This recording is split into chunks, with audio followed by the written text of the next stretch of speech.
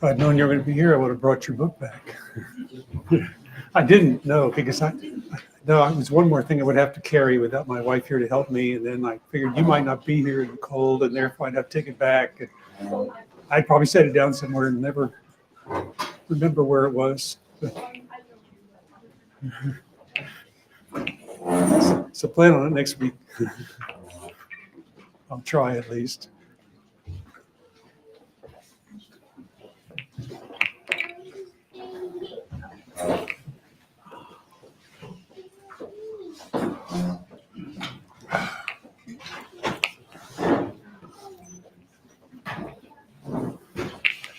The Lord be with you. And with us. Let us pray.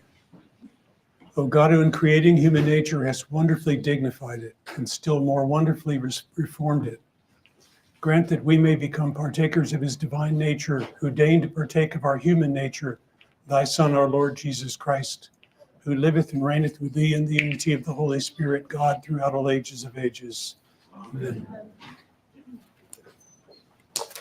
Some years ago in Wichita Falls, a lady contacted me about visiting the parish. She wasn't interested in Orthodoxy. She worked for a member of our parish, and he was always talking about the church, so she was curious. She wanted to come in and observe just so she'd at least have a context for whatever it was he was talking about. Afterwards, she'd gone home and gone about her business. She sent me an email, and she asked me the question that I posed today. And that is, why do Orthodox Christians sing every prayer and every service? And it was really funny because I'd never really thought about it. Just something we did. So she set me on the stage of contemplating this, and it just all seemed so natural to sing everything. And then as I began to investigate, it just struck me that why we do this. Everything that I had studied over the years started falling in place. So I want to start with, that's the question for today. Why do you people sing everything? Why do you sing it all? Don't you ever say anything? Yeah, we do. We do. We do say prayers. Even in the Eastern Rite, they sing more than the Western Rite does, but Eastern Rite even does it. And there's allowance there for priests who can't sing to say some of the prayers. So that's some of us. Some of us can't sing. So one does well if he can. Anyway, St. Paul to the Colossians said this: let the word of Christ dwell in you richly in all wisdom, teaching and admonishing one another in psalms and hymns and spiritual songs, singing with grace in your hearts to God. Singing. Psalms, hymns, and spiritual songs. To the Ephesians, he said, do not be drunk with wine, in which is dissipation, but be filled with the Spirit, speaking to one another in psalms and hymns and spiritual songs, singing and making melody in your heart to the Lord. Psalms, hymns, and spiritual songs, folks, are three forms of ecclesiastical music, and with emphasis upon the concept of the musical form. Really, the Psalter is the basis and the heart. The Psalms are the basis and the heart of all music within the church. And what those two texts tell us is not only to sing, but to address one another in that concept. And can you imagine that? What if I were to sing this entire class? Actually, it can be done based upon the tradition of the church, but I'm too stupid to know it. So you can forget that idea if you have any harebrained ideas. I'm not coming through for you. I can show you. Yeah, I'm sure you could. He knows more about this than I do. In any case, I'm going to give you a very succinct history of singing liturgically, and I do this for a reason, and again succinctly. So if you get it, you get intrigued by this, and you start studying, you're going to find volumes and volumes and years and centuries of material, which fleshed out may seem what I say to be insignificant, and that's fine. But I still need to summarize it for you so that we can answer that question.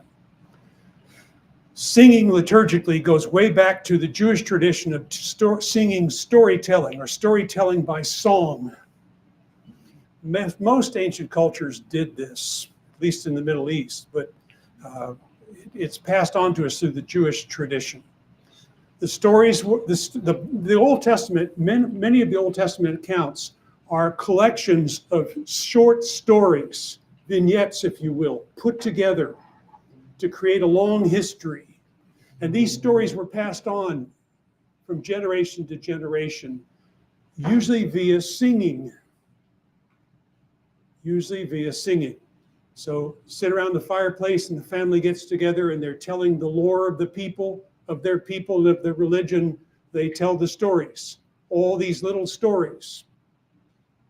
You ever wonder why sometimes you read in Genesis and Exodus and Numbers and things overlap, and within the next line they seem to contradict themselves, and you're wondering, what is that about? Well, those are two stories put together, and where the differences in the stories occur, they fit, they leave it all there, and let us sort it out.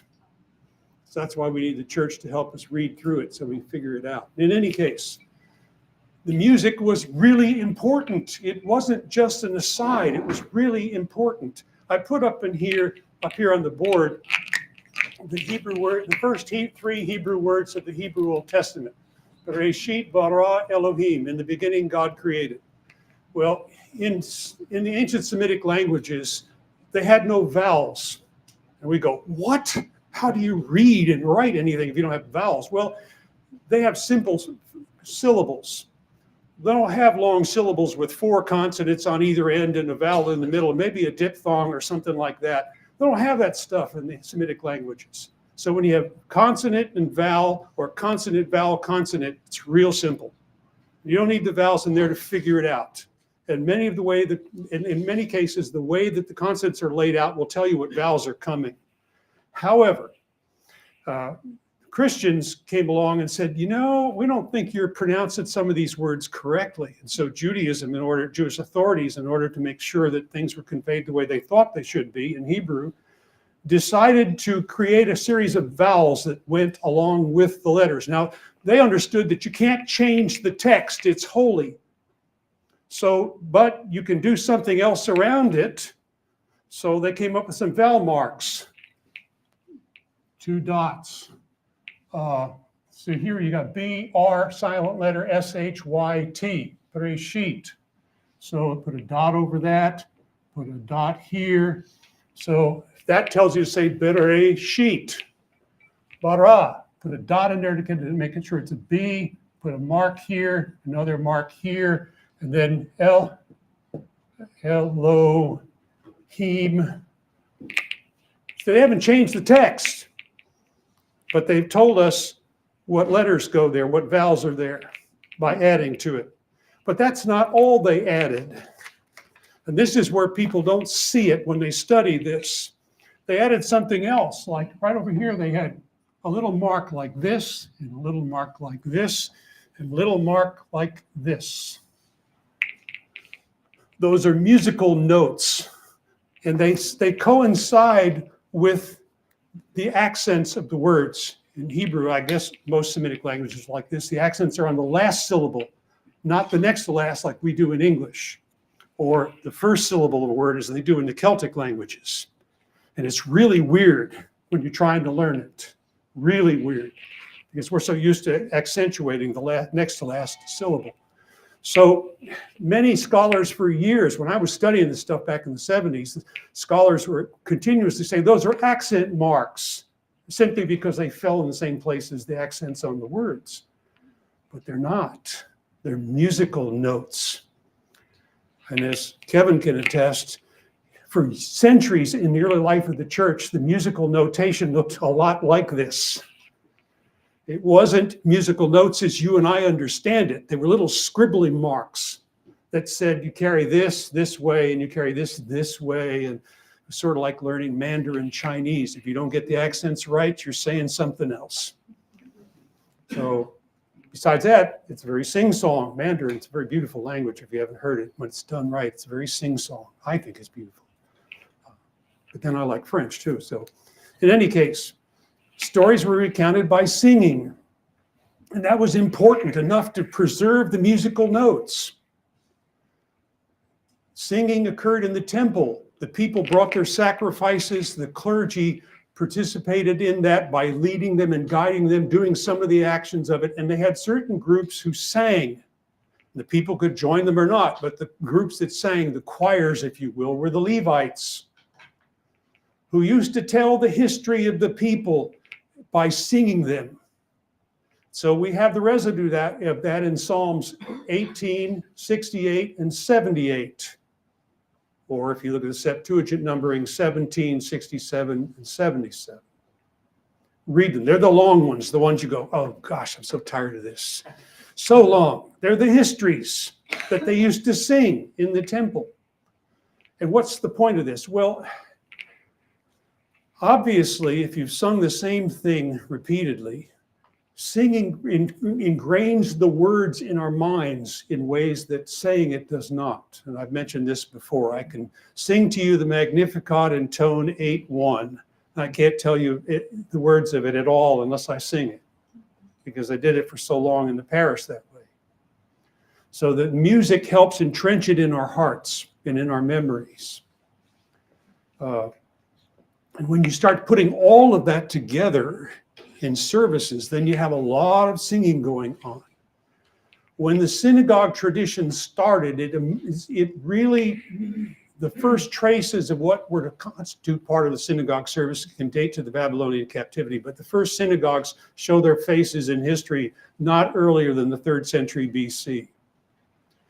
But when they did, what they did was take pieces of the temple practice, particularly the pieces that the people did and participated in and they wanted them to participate in them, and they did them in congregational usage locally. And that created us the first forms of the synagogue service, all sung, much like much of the temple services were sung. And as you may remember from things I've said to you in the past, the synagogue was a reflection of the temple, and the temple was a reflection of heaven, or was supposed to be heaven on earth. In Job 38:7, there's this relationship here.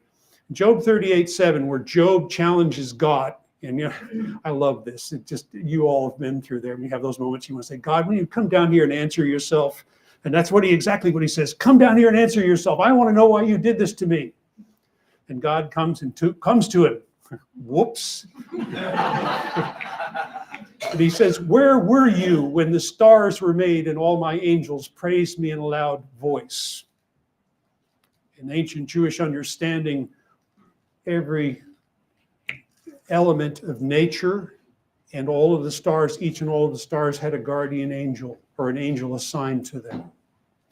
So that's the Greek version that says, where were you when the stars were made and all my angels praised me in a loud voice. The Hebrew says, when the morning stars sang together.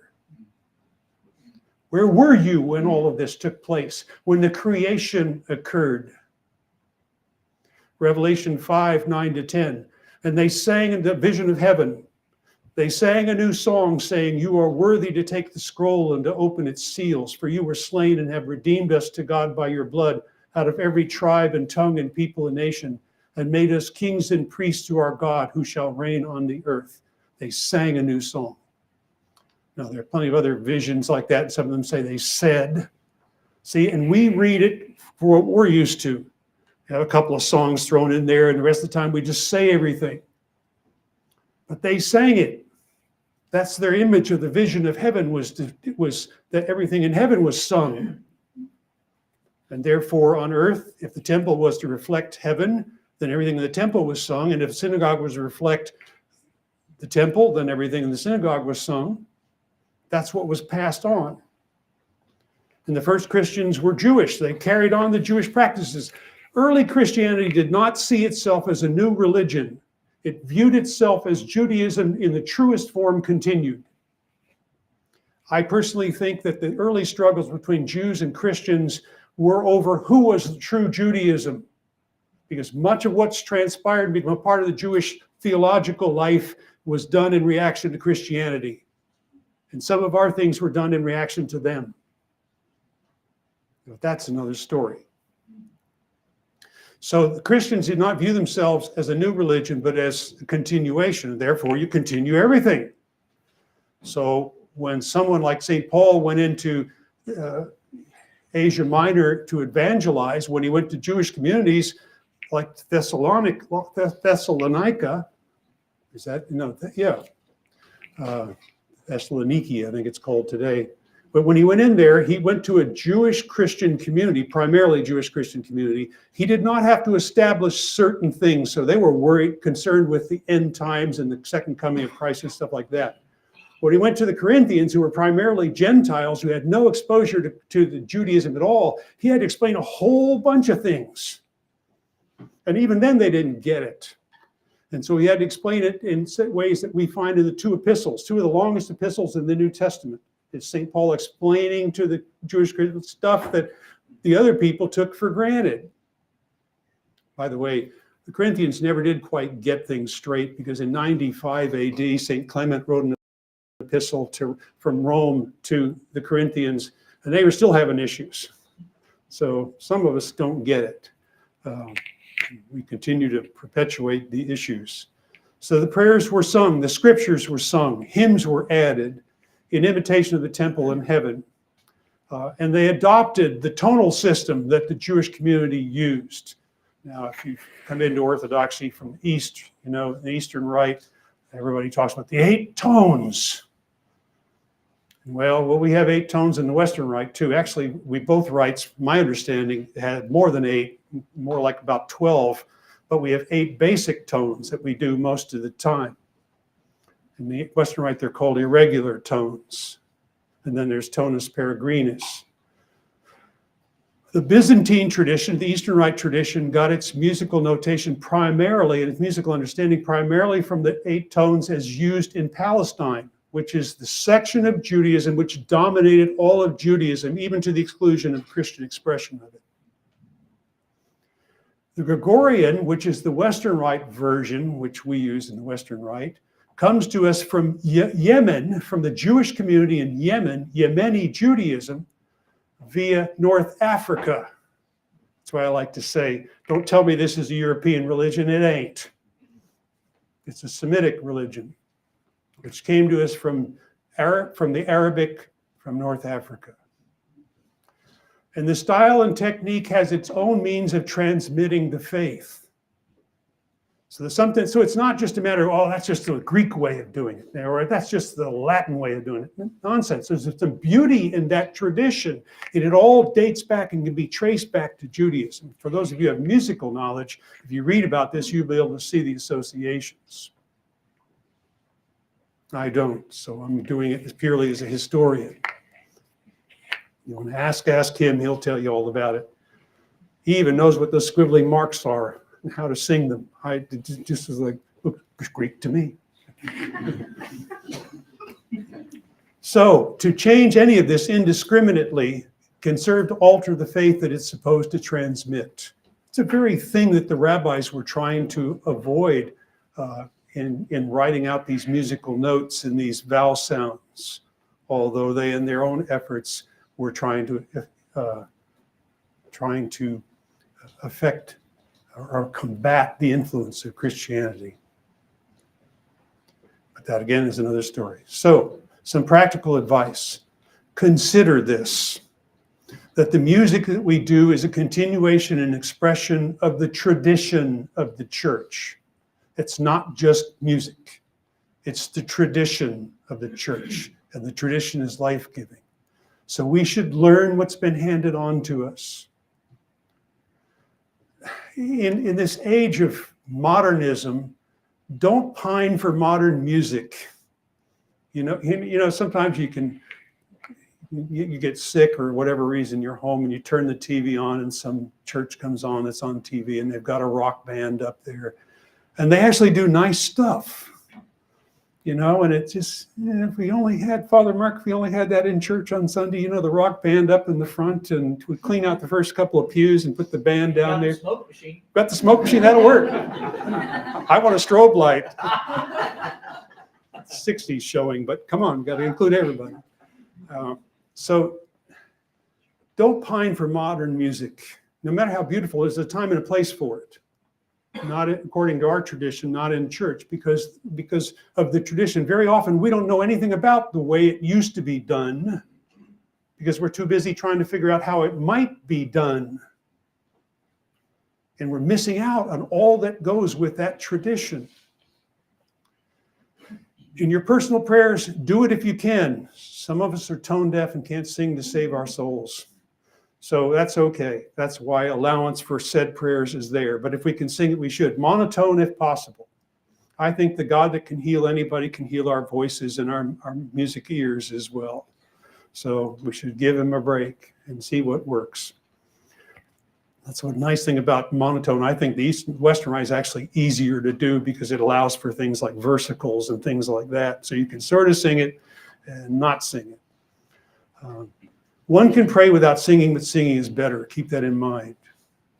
Now, in answer to the question, to others and to us, why do you people sing everything? We sing our prayers because that's the prime way in which prayer has been offered corporately from before the time of Christ. This is the way it's always been done. And we continue that which we have received.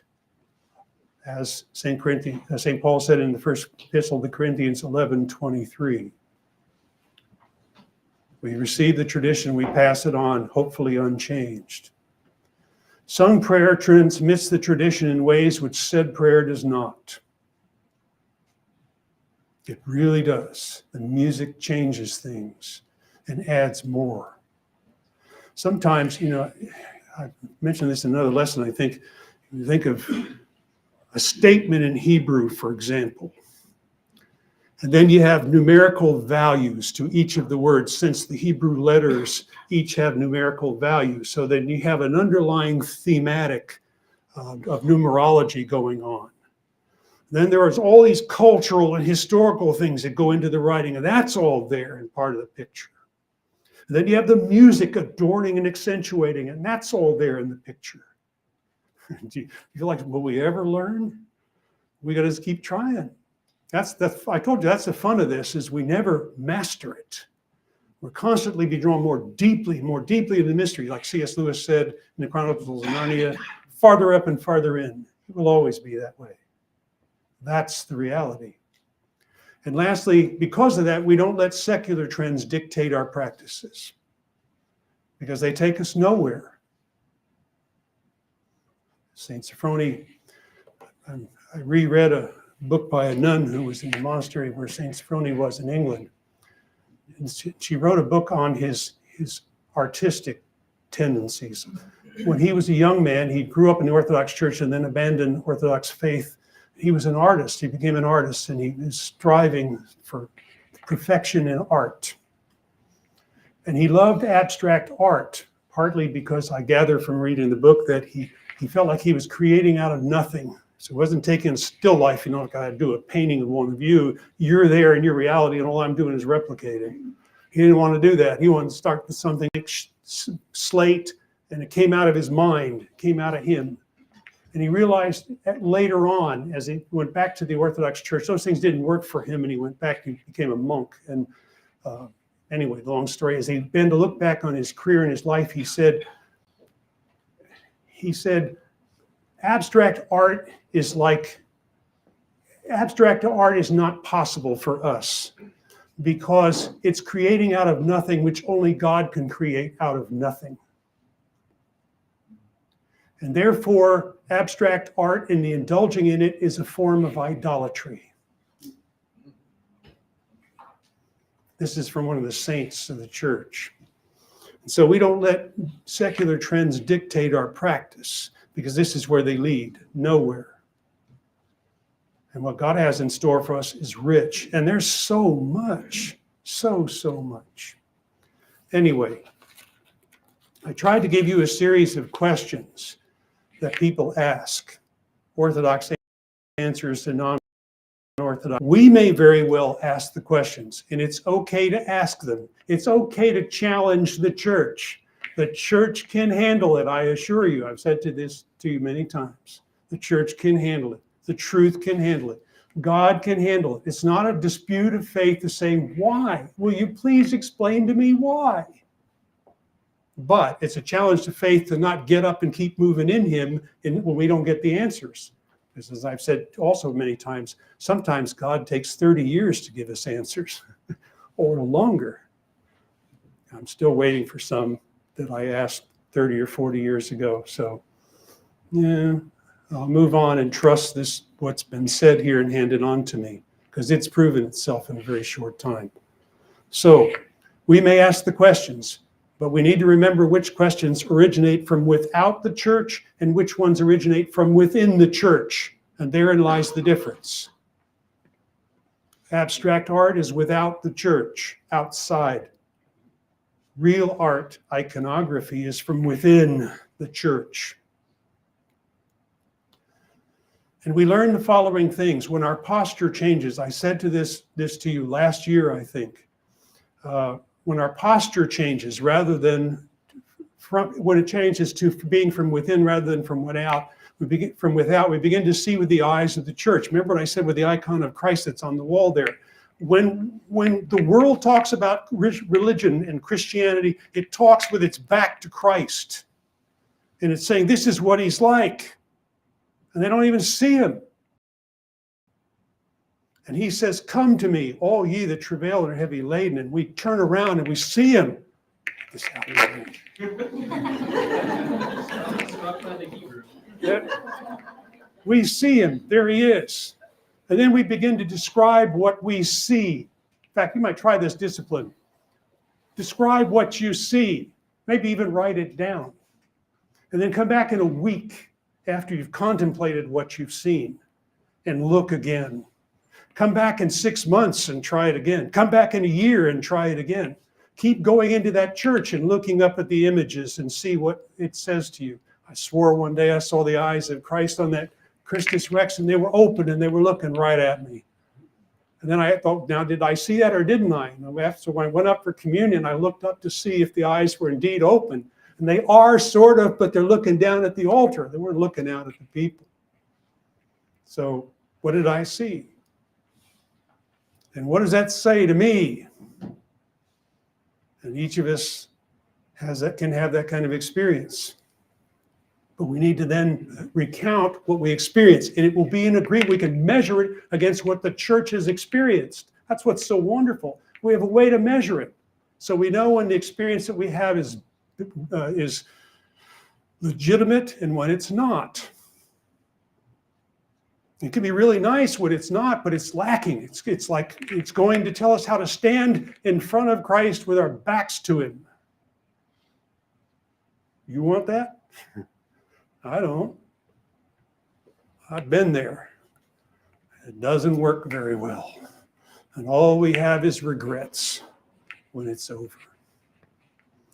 And the older we get before we turn around, the more regrets we have. So remember something else in that then. Everything we do matters. Everything. We can't change indiscriminately. When we want to learn the answers, we alter our hearts accordingly. That is our work, our response to God. That's why we ask these questions, why we pose them, and why we seek the answers of those who have gone before us, who have turned and faced Christ. And they tell us what they've seen. Now, we're not going to have lesson next week. Sorry, I was going to do this one last week, but I got sick. In 2 weeks, we're going to continue with a new series, which is, in Orthodox, everything's tied together. So really, it's not intended to be tied together, but it is. Everything is linked.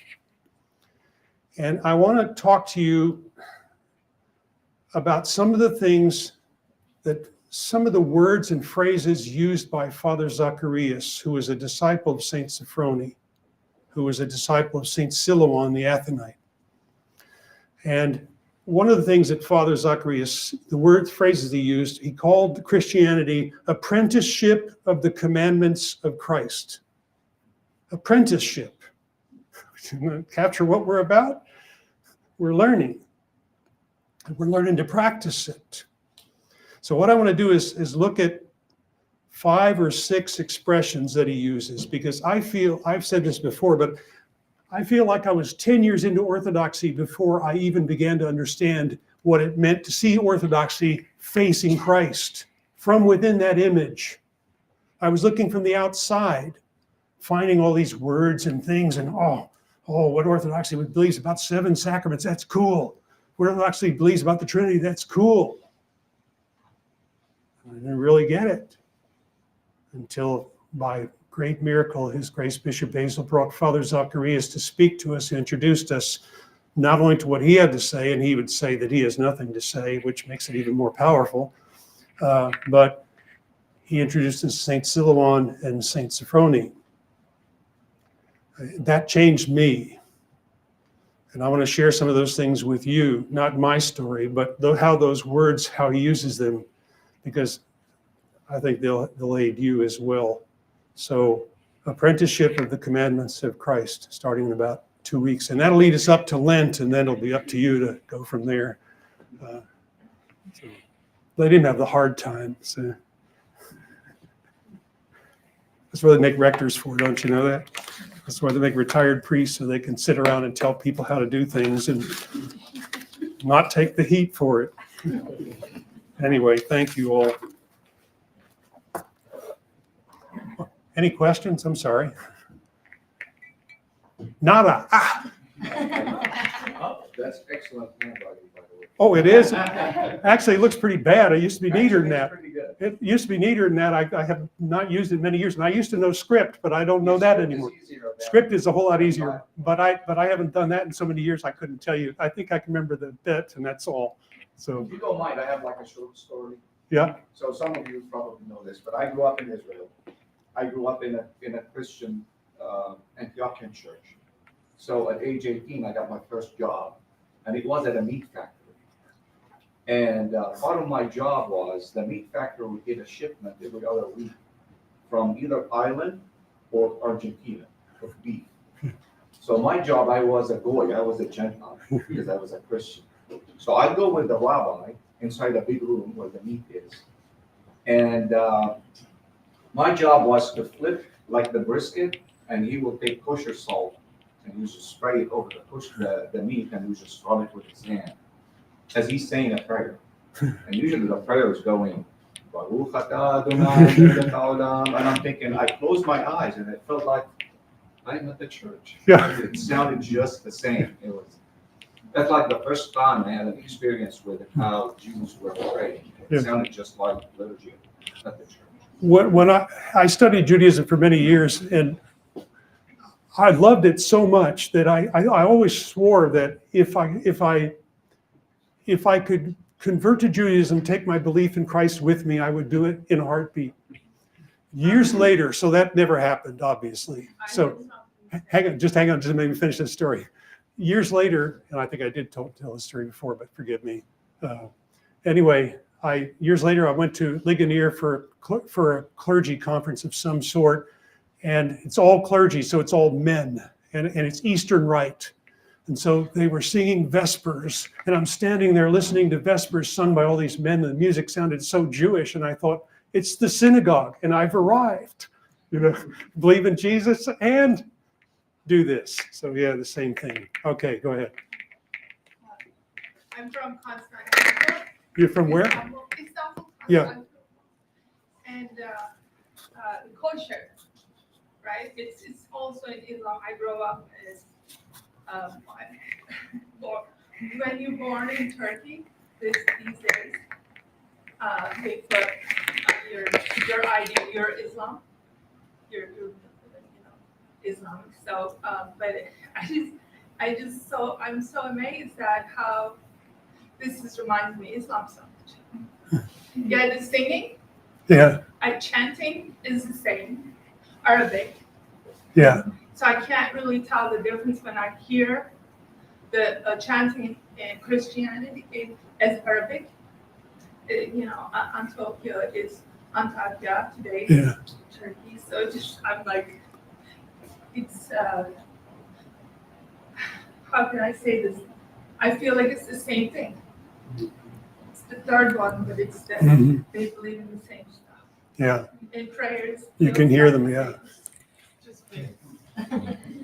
There are some scholars who say, and I haven't been able to verify this, that Islam got a lot of its practice musical and even its worship practices from a combination of things, and one is Christianity.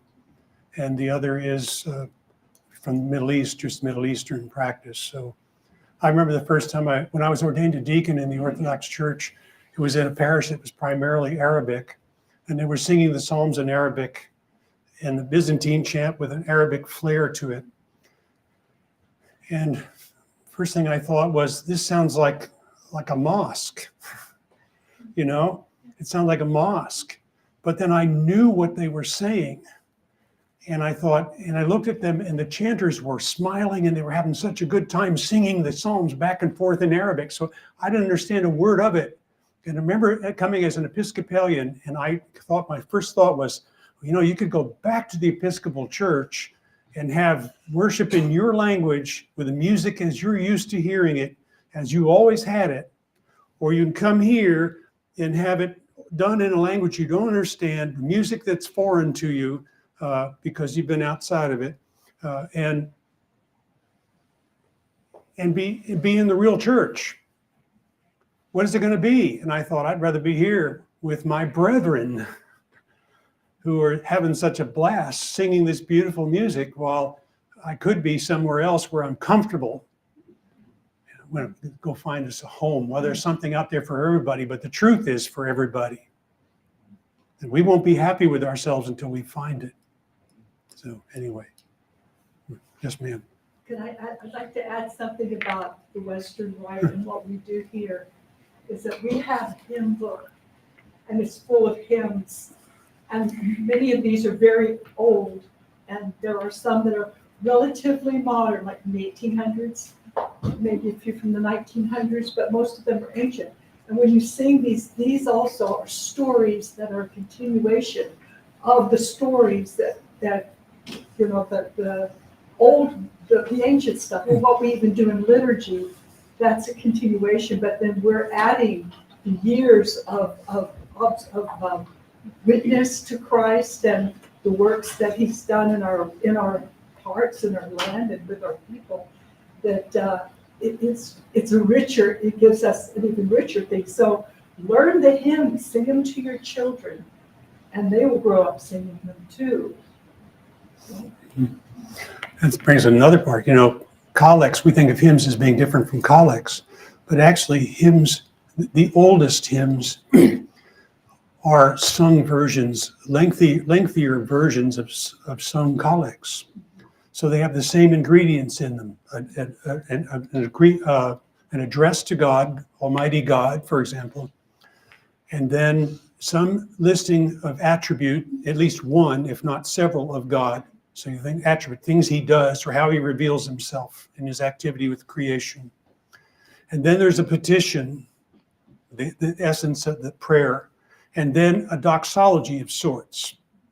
And when the oldest hymns have those, some of the later ones don't have that, but some of the oldest ones do. They preserve that. And when they do, you're not supposed to cut them short, just like you would never cut a collect short. And if you want to see what collects look like short, read them in some of the Anglican prayer books, and then go read them in the modern Roman Catholic prayer books. They've taken out the early parts, and they're awful. I mean, they're just awful because they're lacking so much. And you would never think of taking a hymn and taking out half of it and say, well, let's do 2 verses, because it's convenient for us to do 2 verses. That's the truth. So, First, second, and last verse. yeah, I did too. And I remember as an Episcopalian priest, I used to do that. I used to select the music, and I used to shorten the hymns to make them The fit. third verse was always the loneliest. Yeah, it was. Yeah. Anyway, all right. See you in 2 weeks. I'll see you next week, but not here.